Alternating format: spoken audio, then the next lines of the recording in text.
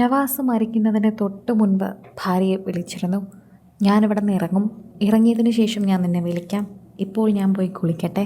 Shooting കഴിഞ്ഞ് വിശ്രമിക്കാൻ വന്നതല്ല, ശരിക്കും പറഞ്ഞാൽ കുളിച്ച് വസ്ത്രം മാറി ഉടനെ ഇറങ്ങാനായിരുന്നു നവാസിൻ്റെ പദ്ധതി. വീട്ടിലേക്ക് പോകാൻ തിടുക്കമായിരുന്നു നവാസിന്. ഷൂട്ടിംഗ് എല്ലാം കഴിഞ്ഞ് വീട്ടിലേക്ക് പോകാൻ ഓടുന്ന ഒരു സാധാരണ താരമായിരുന്നു. കുളിക്കാൻ പോകുന്നതിന് വേണ്ടിയുള്ള ടവലും സോപ്പും ആവശ്യമുള്ള വസ്ത്രങ്ങളുമെല്ലാം തൊട്ടരികിൽ തന്നെ ഉണ്ടായിരുന്നു. ബെഡിൽ തന്നെ കിടപ്പുണ്ട്. അതെടുക്കാൻ പോലും അദ്ദേഹത്തിന് സാധിച്ചില്ല. ഫോൺ വിളിച്ച് അദ്ദേഹം ഫോൺ നോക്കി അവിടെ ഇരിക്കുമ്പോഴായിരിക്കണം അദ്ദേഹത്തിന് മരണം സംഭവിച്ചത്. കുഴഞ്ഞു വീഴുകയായിരുന്നു. വളരെയധികം ആരോഗ്യവാനായിരുന്ന മനുഷ്യനായിരുന്നു. എന്നിട്ടും അദ്ദേഹത്തിന് എങ്ങനെ ഇത് സംഭവിച്ചുവെന്ന് ആർക്കും വലിയ നിശ്ചയമില്ല. അന്തരിച്ച നടൻ കലാഭവൻ നവാസിൻ്റെ പോസ്റ്റ്മോർട്ടം രാവിലെ 8:30 കളമശ്ശേരി മെഡിക്കൽ കോളേജിൽ നടക്കും. പോസ്റ്റ്മോർട്ടം പൂർത്തിയാക്കിയ ശേഷം മൃതദേഹം ആലുവയിലെ വീട്ടിലേക്ക് എത്തിക്കും. വൈകിട്ട് 4 മുതൽ 5:30 വരെ ആലുവ ജുമാ മസ്ജിദിലെ പൊതുദർശനത്തിന് ശേഷം മൃതദേഹം ഇന്നു തന്നെ സംസ്കരിക്കുകയും ചെയ്യും. വെള്ളിയാഴ്ച രാത്രി 8:30-യോടെയാണ് നവാസിനെ ഹോട്ടൽ മുറിയിൽ മരിച്ച നിലയിൽ കണ്ടെത്തുന്നത്. ചോറ്റാനിക്കരയിൽ പ്രകമ്പനം സിനിമയുടെ ചിത്രീകരണവുമായി ബന്ധപ്പെട്ട് ചോറ്റാനിക്കര വൃന്ദാവൻ റെസിഡൻസിയിൽ താമസിച്ചു വരികയായിരുന്നു അദ്ദേഹം. വെള്ളിയാഴ്ച വൈകിട്ട് ലൊക്കേഷനിൽ നിന്ന് 4-ാം തീയതി തിരിച്ചെത്താമെന്ന് പറഞ്ഞ് ഹോട്ടൽ മുറിയിലേക്ക് അദ്ദേഹം മടങ്ങിയതായിരുന്നു. അപ്പോൾ തന്നെയാണ് അദ്ദേഹത്തിന് ഈ മരണം സംഭവിച്ചത്. 8 മണിയോടെ ചെക്കൗട്ട് ചെയ്യുമെന്ന് ഹോട്ടലിൽ പറഞ്ഞിരുന്നു.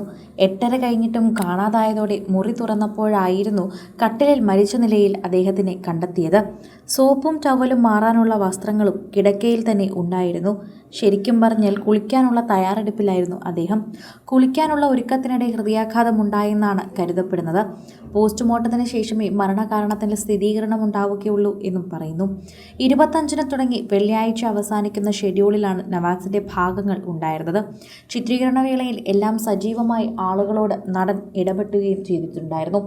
അദ്ദേഹത്തിനൊരു അസുഖമുള്ളതുപോലും തോന്നിയിട്ടില്ല.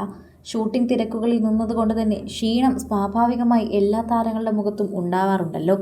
അതുമാത്രമാണ് അദ്ദേഹത്തിൻ്റെ മുഖത്തുണ്ടായിരുന്നത്. അല്ലാതെ മറ്റൊന്നും ആർക്കും ശ്രദ്ധിക്കാൻ തക്കവണ്ണം അദ്ദേഹത്തിൻ്റെ മുഖത്തില്ലായിരുന്നു. ഭാര്യയോട് പോലും വളരെയധികം സ്നേഹത്തോടെയും സന്തോഷത്തോടെയുമാണ് സംസാരിച്ചത്. ഒരു ക്ഷീണത്തിൻ്റെ കാര്യമോ ബുദ്ധിമുട്ടിൻ്റെ കാര്യമോ പോലും ഭാര്യയോടും പറഞ്ഞിരുന്നില്ല. എന്തെങ്കിലും ചെറിയ ബുദ്ധിമുട്ടുണ്ടെങ്കിൽ ആദ്യം അറിയിക്കുന്നത് ഭാര്യ രഹിനെ തന്നെയായിരുന്നേനെ. എന്നാൽ അതുപോലും അദ്ദേഹം ചെയ്തില്ല എന്നതിന് അർത്ഥം തന്നെ അദ്ദേഹത്തിന് യാതൊരു ബുദ്ധിമുട്ടും ഇല്ലായിരുന്നു എന്നാണ്. ഒരുപക്ഷെ അദ്ദേഹത്തിന് മരണം വന്ന് വിളിച്ചപ്പോൾ പോലും അദ്ദേഹം അറിഞ്ഞു കാണില്ല എന്ന് വേണം കൃത്യമായി പറയാൻ. പ്രേക്ഷകരെല്ലാവരും ഇതേ കാര്യം തന്നെയാണ് സംസാരിക്കുന്നത്. എല്ലാവർക്കും ഇതേ കാര്യം മനസ്സിലാകുന്നുമുണ്ട് എന്ന് കൃത്യമായി പറയുകയും ചെയ്യുന്നു. സോഷ്യൽ മീഡിയയിൽ തന്നെ നവാസിൻ്റെ ഈ വീഡിയോ അടക്കം വൈറലാകുന്നുണ്ട്. അദ്ദേഹത്തിൻ്റെ വാർത്ത അറിയുമ്പോൾ തന്നെ എല്ലാവർക്കും വളരെയധികം ബുദ്ധിമുട്ടുണ്ട്. ശരിക്കും പറഞ്ഞാൽ ഒട്ടും സഹിക്കാനാകുന്നില്ല എന്ന് തന്നെ പറയാം.